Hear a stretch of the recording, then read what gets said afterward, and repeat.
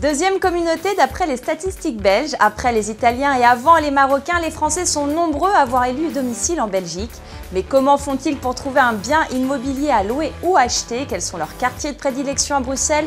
Quel est le coût d'un logement? Ce sont autant de questions que nous sommes allés poser aux professionnels de l'immobilier et aux Français résidant dans la capitale européenne. Petite ville comparée aux autres capitales européennes, Bruxelles semble en revanche bénéficier d'un large choix de biens immobiliers. Alors il est très aisé de trouver un logement à Bruxelles parce que l'offre est plus importante que la demande. La qualité locative bruxelloise est excellente. Je pense qu'ils ont un très grand choix de biens de qualité.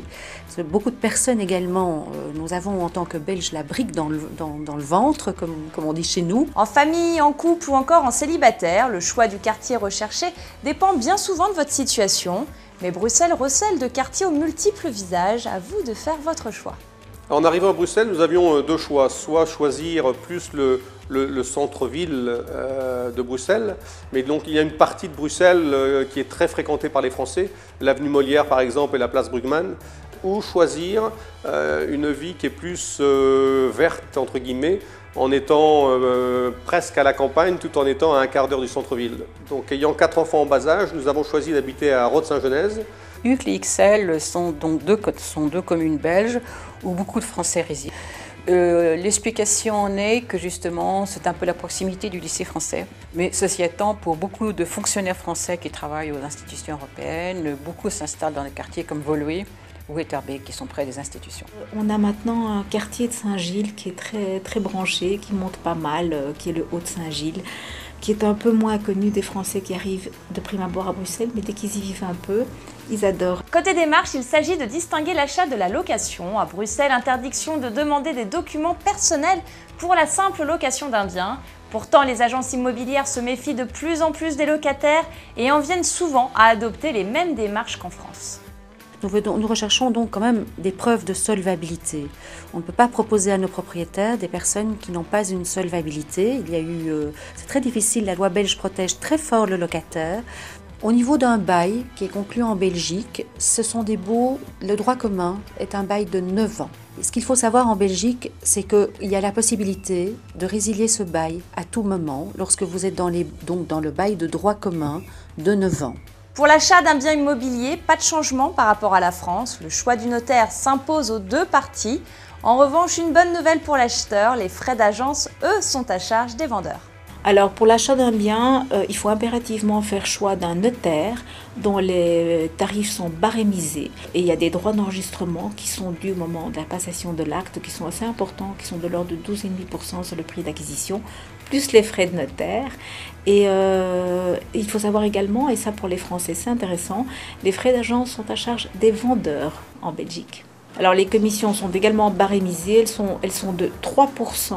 Plus TVA, donc on a une taxe sur la valeur ajoutée qui est de 21% sur le montant de notre facture, et donc on arrive à 3,63% pour être exact, et toujours à charge ou du bailleur ou du vendeur. Enfin, la question fatidique, mais combien coûte un bien immobilier en location ou à l'achat à Bruxelles? Le logement, pas cher, moins cher qu'à Paris. Et les logements sont des grands logements confortables. Les Belges aiment le bon bâtiment, la bonne construction, les bons matériaux, de l'espace. Je dirais que d'une manière générale, sur du deux chambres, quand j'ai une demande d'un couple, sur du 2 ou 3 chambres, je suis entre 1000 et 1500.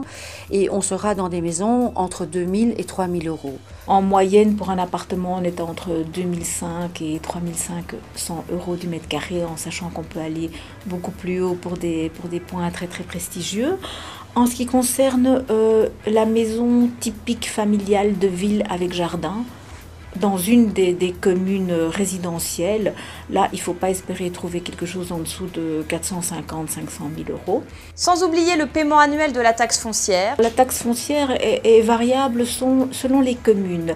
Elle est calculée sur ce qu'on appelle le revenu cadastral, qui est évalué au moment de la construction d'un bien, qui est de temps en temps péréquaté. Et sur base de ce revenu cadastral, le revenu cadastral qu'on ne déclare qu'en cas de location d'un bien lorsqu'on n'y vit pas, et calculer la taxe foncière. Finalement, le marché immobilier belge se révèle plus facile d'accès que certaines grandes villes similaires en Europe. Pour acheter un appartement ou une maison, c'est tout de même beaucoup moins cher qu'à Paris ou Londres, c'est absolument pas comparable. Et en plus de ça, vous avez une offre énorme. Donc c'est assez facile, en général vous trouvez très facilement un endroit agréable pour vous loger.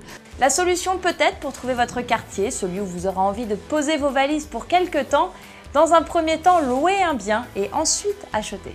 Au départ on pensait acheter, mais en fait on s'est vite rendu compte qu'on avait quand même une étiquette de nouveau venu assez rapidement en venant de l'étranger. Donc on a préféré louer pour bien comprendre le marché, comprendre la valorisation des habitations sur la région bruxelloise et également les différents endroits où on aimerait vivre. En somme, un marché immobilier bruxellois plutôt attractif pour les Français qui souhaitent venir s'installer.